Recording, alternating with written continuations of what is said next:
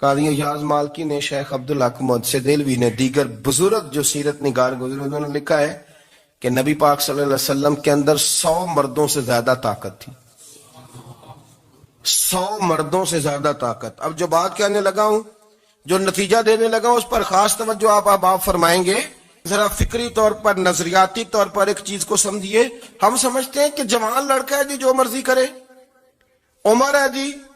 آپ ذرا بات پر غور کیجئے گا کہ حضور صلی اللہ علیہ وسلم میں طاقت 100 مردوں سے زیادہ ہے اور حیا کواری لڑکیوں سے بھی زیادہ ہے.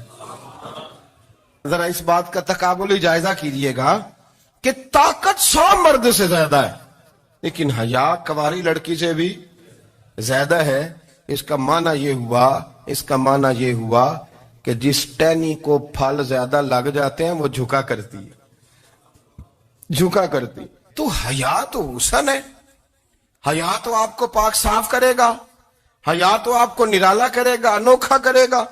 وہ ہمارے ایک دانشور ہیں، تو انہوں نے مضمون لکھا، کئی باتیں بڑی پسند آتی ہیں. وہ کہتے ہیں کہ میری اہلیہ، ان کو بھی کسی نے مس گائیڈ کر دیا تھا، حالانکہ اچھی خاتون ہے، کسی نے مس گائیڈ کر دیا. تو وہ بھی سماجی اور ویلفیئر، اور یہ خواتین کو شوق ہوتا نا بننے کا، تو وہ بھی سماج کے اندر اچھا مقام تلاش کرنے کے موڈ میں آ گئی. تو کہیں ایک دن جانا تھا تو بڑی بن سور کے میرے ساتھ وہ گاڑی میں بیٹھ گئی. تو میں گاڑی میں، عورتوں کو یہ بھی مسئلہ ہوتا ہے نا کہ ہماری تعریف کرو، تو کئی دفعہ بعد مردوں بیچاروں کو جھوٹ بولنا پڑتا ہے، تو زبردستی کراتی ہے نا جی. تو اس میں گنجائش بھی دی ہے شریعت نے گنجائش دی ہے کہ کبھی بیوی کو راضی کرنے کے لیے خلاف واقعہ بات کرنی پڑے تو کر لینی چاہیے. تو وہ کراتی بھی ہیں. 3 موقع پر خلاف واقعہ بات کرنے کی اجازت ہے. واقعے کے خلاف بھی آپ بات کر سکتے ہیں. جنگ کے موقع پر 2 لوگوں کو صلح کرانے کے لیے اور بیوی کو راضی کرنے کے لیے کر لیں کوئی ایسی بات، بے شک اپنی طبیعت پہ جبر کر کے کر لیں، گنجائش ہے، اجازت ہے. تو وہ کہتے ہیں جب وہ گاڑی میں میرے ساتھ بیٹھی بن سور کے، تو وہ تقاضا کرنے لگی کہ میں نے بڑے اچھے کپڑے پہنے ہیں پر آپ نے توجہ نہیں کرائی. وہ سیانا بندہ تھا، وہ چاہ رہا تھا کہ میری خاتون سمجھ جائے. وہ کہتے ہیں مجھے پتا تھا کہ بیچاری مس گائیڈ ہو گئی ہے، دل کی بڑی اچھی ہے، سیانی ہے، لیکن اس کو کچھ خواتین نے، کچھ لوگوں نے مل کے اس کو ذہن غلط کر دیا ہے کہ سماج میں نکلو، باہر جاؤ، کام کرو، فلاں کرو، اپنی مرضی سے جیو. تو میرے ساتھ گاڑی میں بیٹھی کہیں جانے کے لیے، تو مجھ سے کہنے لگی کہ آپ نے میری طرف توجہ ہی نہیں کی، آپ نے کوئی ذکر ہی نہیں کیا کہ میں کیسی لگ رہی ہوں. تو وہ کہتے ہیں میں نے اسے کہا کہ اگر تو ناراض نہ ہو تو پھر میں صحیح والی تعریف کر دوں. تو اس نے کہا کہ آپ کر دیں. تو کہتے ہیں میں نے درد سے اور خلوص سے اپنی بیوی سے کہا، خلوص کے ساتھ.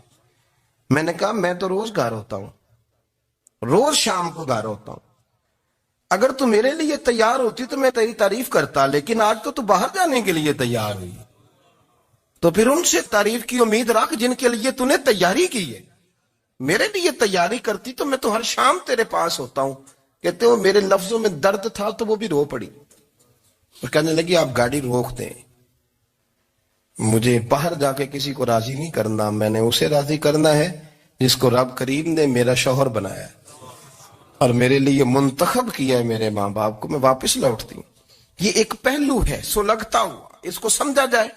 رسول کریم صلی اللہ علیہ وسلم عرب کی کواری لڑکیوں سے زیادہ حیا والے تھے. کواری لڑکیوں سے زیادہ حضور حیا فرمایا کرتے تھے. جب خانہ کعبہ کی مکہ شریف میں تعمیر ہو رہی تھی نا، اہل عرب اس کو تعمیر کر رہے تھے، تو نبی پاک صلی اللہ علیہ وسلم اپنے چچا حضرت عباس کے ساتھ خانہ کعبہ کی تعریف میں مصروف تھے. تو عرب کے لوگ چونکہ لمبا کرتا پہنتے تھے پیروں تک، تو نیچے اگر کسی وقت کوئی چیز نہیں بھی ہوتی تھی تو کسی کو وہ نظر نہیں آتی تھی، چونکہ پردہ رہتا تھا، لمبا کرتا پہنا ہوا ہوتا تھا. تو جب بچے، سرکار کی عمر مبارک بھی ابھی تھوڑی تھی، تو اس طرح بچے جب نکلتے تو وہ کئی دفعہ اپنی تہمت اتار دیتے نیچے سے، اور کوئی مزدوری کرنے لگتے تو 3-4 طے کر کے تہمت کی کندھے پہ رکھ لیتے. جس طرح کبھی دیہاتوں میں لوگ کپڑا سر پہ رکھتے تھے کہ اوپر اگر کوئی وزنی چیز رکھیں گے تو وہ تکلیف نہیں دے گی. نبی پاک صلی اللہ علیہ وسلم بھی سب لوگوں کے ساتھ خانہ کعبہ کی تعمیر میں شامل تھے. تو حضرت عباس رضی اللہ تعالیٰ عنہ نے کہا حضور سے، ابھی اعلان نبوت بھی نہیں فرمایا تھا، بھتیجے آپ بھی تامد اتاریے. یہ صحیح مسلم میں حدیث موجود ہے. اور اس کو کندھے پہ رکھ لیجیے، آپ اینٹیں اٹھا اٹھا کے لا رہے ہیں تو ذرا آپ کو تکلیف نہیں ہوگی. تو سرکار دو عالم صلی اللہ علیہ وسلم سے یہ بات کہی اور پھر جلدی سے حضور کی تہمت کو نکال کے نا، حالانکہ لمبا کرتا پہنا ہوا ہے، تو وہ جیسے ہی ان کے کندھے پہ رکھا اینٹیں رکھنے کے لیے تو سرکار تو زمین پہ گر گئے، بے ہوش ہو گئے، آنکھیں آسمان کی طرف.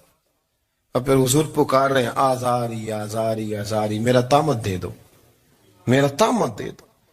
کبھی کوئی شخص اس وجہ سے بھی بے ہوش ہوا ہے کہ میرے وجود سے کپڑا اتر گیا ہے؟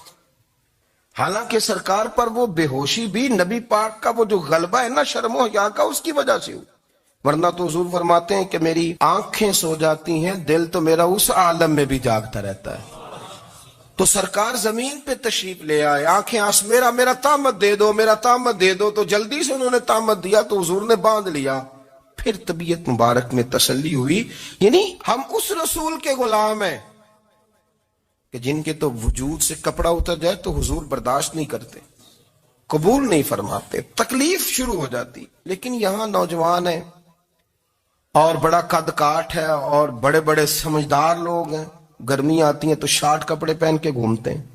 ان کو خیال نہیں کہ یہ وہ والا لباس ہے جو باہر تو کیا گھر میں اماں کے سامنے نہیں پہننا چاہیے، بہنوں اور بیٹیوں کے سامنے نہیں پہننا چاہیے. آپ کی گفتگو میں شرم و حیا ہو، آپ کے لب و لہجے کے اندر حسن ہو. آپ کو پتہ ہے نبی پاک صلی اللہ علیہ وسلم نے فرمایا میری امت میں سب سے زیادہ حیا کرنے والے عثمان غنی ہیں. عثمان غنی سب سے زیادہ حیا کرنے والے. آپ فرمایا کرتے تھے جب سے حضور کا چہرہ